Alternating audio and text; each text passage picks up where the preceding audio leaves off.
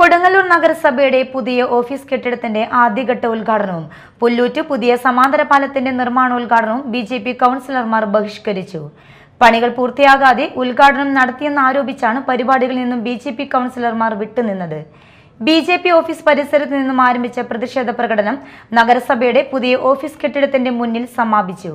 തുടർന്ന് നടന്ന പ്രതിഷേധ പരിപാടികൾക്ക് നഗരസഭ പ്രതിപക്ഷ നേതാവ് ടി.എസ്. സജീവൻ, ഉപനേതാവ് രശ്മി ബാബു, രേഖ സൽപ്രകാശ്, ഒ.എൻ. ജയദേവൻ, രഞ്ജിത രാജീവൻ, അജിത്ത് എന്നിവർ നേതൃത്വം നൽകി.